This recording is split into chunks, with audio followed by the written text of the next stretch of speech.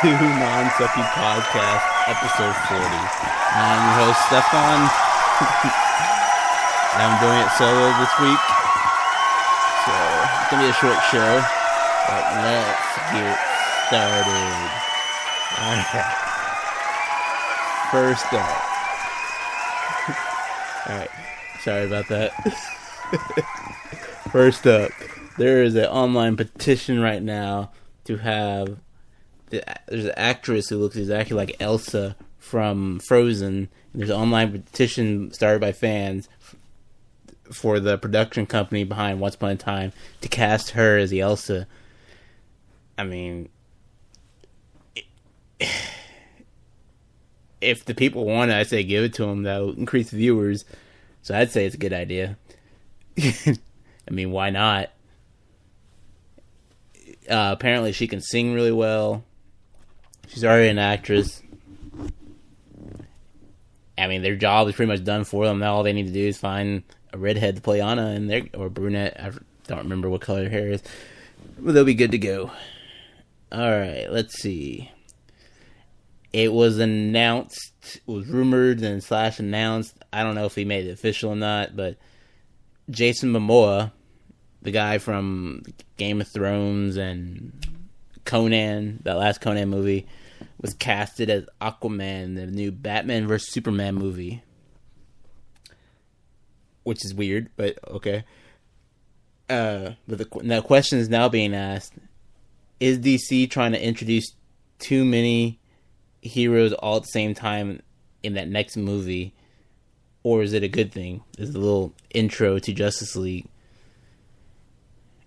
I mean, hopefully it turns out good and doesn't blow up in DC's face, but kind of seems like it's going to be too crowded, in my opinion. This is why I always have a co-host, because you're not here just for one person's opinion. Alright. Okay, what was it, last year? Yeah, back in 2013, Ain't It Cool News has a YouTube show called Ain't It Cool with Harry Knowles, and they started a Kickstarter for them to get to fund season 2, since Nerdist backed out of producing a second season of it. And so I chipped in the Kickstarter. It was supposed to get like a 15-minute Skype interview with Harry Knowles, and was going to use that for the show. And that was supposed to be back in October. Still haven't heard anything about it. I left a comment on their Kickstarter page to let them know they had a message saying they've given out all the prizes so far, and I left a comment saying I haven't received anything. I still haven't received my Skype thing. Got a reply back several days later, them apologizing, saying they lost one of the producers, and asked for my Skype name, and they'll get back to me as soon as possible and try to arrange the interview within the next 2 weeks. That was 4 weeks ago. And I still haven't heard back from them, so I'm going to have to message them again, and then as soon as we get that up and going, it'll be a feature episode. We get a 15-minute discussion with Harry Knowles, so that'll be cool if and when it finally happens. And this past week, about 2 weeks ago, Netflix introduced the second season of Orange is the New Black. I just finished it this past week, and I will say I found the second season to be better than the first. It was more entertaining for me. The first one, the first season started off kind of good. I was interested, but then like halfway through, I started losing interest, and then I was trying to force myself through it. And then I think towards the end of the season, I wasn't feeling it as much, but then that cliffhanger at the end of the first season was pretty good, and that's the only reason I even checked out the second season, and I'm glad I did, because the second season provides actual backstories for all the other inmates. So if you checked a couple episodes out in the first season, you weren't feeling it, I say just skip over the first season, just go straight into the second, and then go back and watch the first. Let's see. Let's switch over to video game news. Yeah, it's kind of weird sound effects to use. War Thunder is now on the PS4, and it's cross-platform with PS4 and PC. It's a World War II flight simulator, and you can play multiple countries, and it's 100% free to download, free to play. I highly recommend it. I mean, it's no Battlefield, but if you like flying those old school planes, or they even have like little tanks you can drive. But from what I read, tanks and planes don't play together. You have to choose one or the other, and you only play against those playing the same thing. What was it? I guess about a week and a half ago, Bungie had their alpha of Destiny out, and sound like most people who applied for it got in. I got to check it out, and it was better than I was expecting it to be. I mean, that's just for the alpha. I was scared it might be. I was afraid it was going to be too Halo-like, and I mean, I played Halo. I liked Halo. I didn't love Halo. But so far, just with the alpha, I loved Destiny. And it's a perfect mixture. It's like the love child of Halo and Star Wars. It's weird that sounds. If you're a fan of either or both, I highly recommend it. If you have a next generation system, whether it be Xbox One or PS4, shoot, even current gen, PS3 or Xbox, if you haven't already, go ahead and pre-order it. And I know PS3 and PS4 get the beta first, like July 17th or something like that.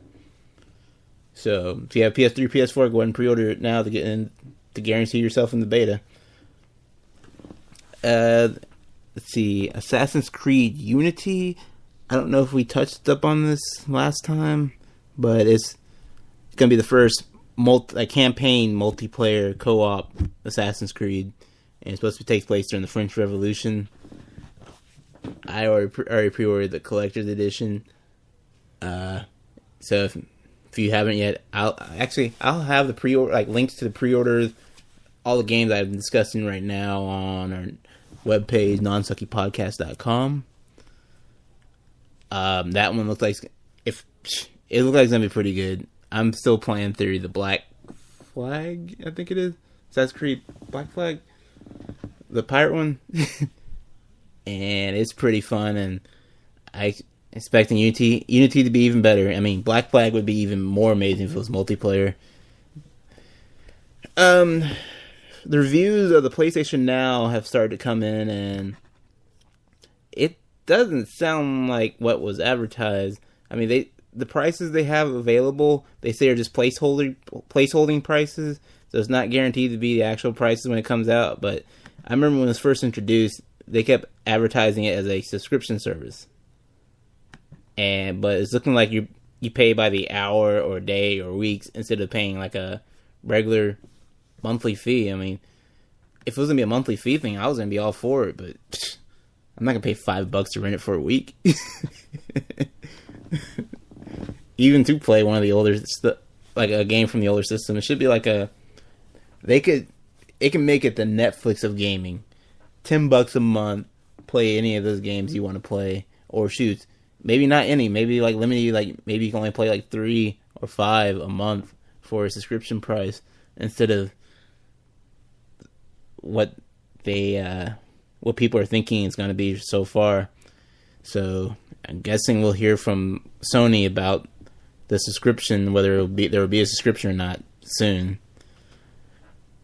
I mean, as I said, if there is, count me in. If not, no thank you. Marvel, I checked out Marvel's War of Heroes iPhone game. It's kind of confusing, but it is fun. It's a good time waster. Like during your break time at work or at school, during your lunchtime, hop on once a day and collect the cards. It's no Hearthstone, but it is entertaining and it's free. I mean, if you want to, you can pay money and get some of the card packs, but you can also get a lot of the card packs for free just by doing the battles and signing into it every day. Speaking of Hearthstone, started playing that recently, and I'm a fan of the old like World of Warcraft card game, and I played a little bit of Magic, and I played Yu-Gi-Oh! And Pokemon stuff. So Hearthstone's a cool idea, and many people like it. I, in a way, like it, but at the same time, if I didn't play World of Warcraft card game, I think I'd enjoy it a lot more. But because I played the card game, it feels like something's missing playing a digital version of it. But I mean, I'm gonna still play it because they discontinued the card game. So if this is the closest thing I'm gonna get to it, it's fun. I don't like that it limited you only 30 cards though, but what can you do, right? Alright, and then Bungie announced their Destiny DLC exclusive. It's going to be like a timed exclusive thing and not just like an exclusive. So PlayStation gets exclusive DLCs until fall of 2015. So, I mean, those with PlayStation will have the DLCs for almost a full year before Xbox or PC will be able to touch it. Well, I don't know about the PC part, but at least before Xbox will be able to touch it. So, yeah. Tech news. Amazon a couple weeks ago introduced Prime. Well, actually, I think it was like a week and a half ago. Introduced Prime Music. So those with Amazon Prime, not only do you get the free or discounted shipping and the free Amazon Prime movies and TV shows, but you also get free music. You can use their Amazon Cloud. You can download it to your device, or you can stream it through the cloud, and it's free. It's part of your Prime. I've been using it lately. I'm like, screw radio.